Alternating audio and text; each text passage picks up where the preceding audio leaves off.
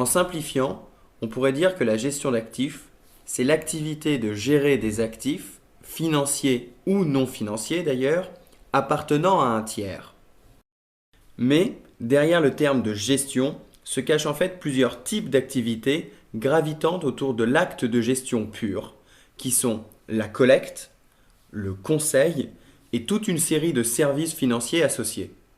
Tout d'abord la collecte donc, qui, comme son nom l'indique, consiste à récolter les capitaux ou actifs qui vont être mis sous gestion.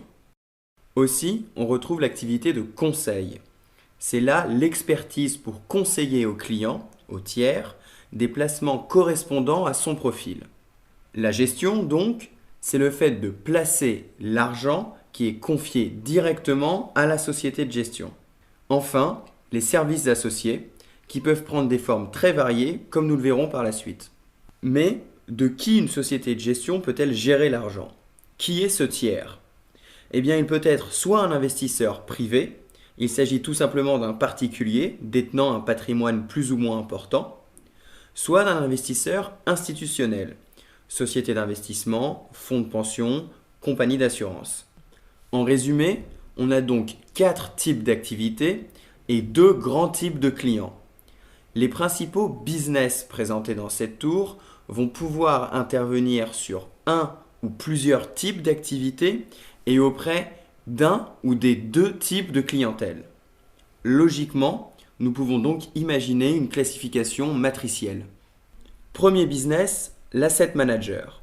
Un asset manager gère l'argent d'un tiers au travers de fonds pouvant avoir plusieurs formes, du très public au PCVM à la gestion sous mandat sur mesure.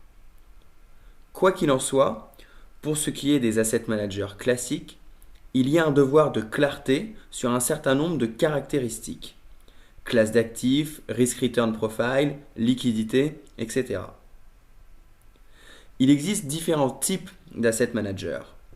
L'asset manager classique, donc, gestion de fonds, taux, gestion diversifiée. Ce qu'on appelle l'alternative investment, qui regroupe les activités hedge fund et private equity. Et enfin, les fonds de fonds. La banque privée est une banque, filiale d'un grand groupe bancaire ou indépendante, qui offre des services financiers personnalisés et sophistiqués à des tiers détenant un patrimoine important. 2 grandes différences avec un asset manager. Premièrement, les clients des banques privées sont des investisseurs individuels. Secondement, la banque privée traite aussi et surtout d'autres problématiques fiscales et patrimoniales de ses clients.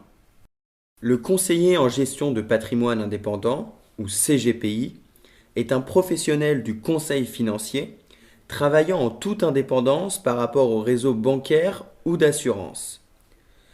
Il intervient en tant que conseil sur des problématiques bancaires, d'assurance, de gestion ou immobilière auprès de sa clientèle privée. Légèrement à la marge de ces 3 premiers business, on trouve les Securities Services, encore connus sous le nom de métier-titre ou Asset Servicing. Ici, 3 activités principales. Premièrement, assurer ce qu'on appelle les services au fonds, administration de fonds, sous-traitance des fonctions middle et back-office.